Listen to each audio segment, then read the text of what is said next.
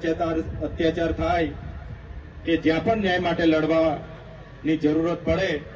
તો એના માટે આજે અમે 100 આગેવાનો એક મંચ પર આવીને અમે ભીલ પ્રદેશ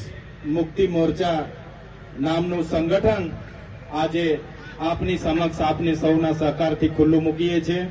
અને તમામ વડીલો, તમામ યુવાનો અને આગેવાનો આવનારા ભવિષ્યમાં આ સંગઠનને પૂરા દેશમાં આગળ લઈ જવા માટે,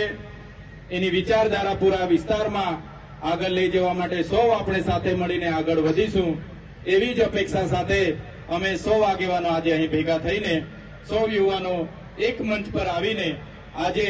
ભીલ પ્રદેશ મુક્તિ મોરચાનું સંગઠન જાહેર કરીએ છીએ અને આવનારા દિવસોમાં આ સંગઠનની વિવિધ વિંગ એટલે કે ભીલ પ્રદેશ વિદ્યાર્થી મોરચા, ભીલ પ્રદેશ કિસાન મોરચા, ભીલ પ્રદેશ મહિલા મોરચા કે ભીલ પ્રદેશ યુવા મોરચા પણ આવનાર દિવસોમાં જાહેર કરવામાં આવશે. તમામ ગામ સમિતિ, તાલુકા સમિતિ અને જિલ્લા સમિતિઓ પણ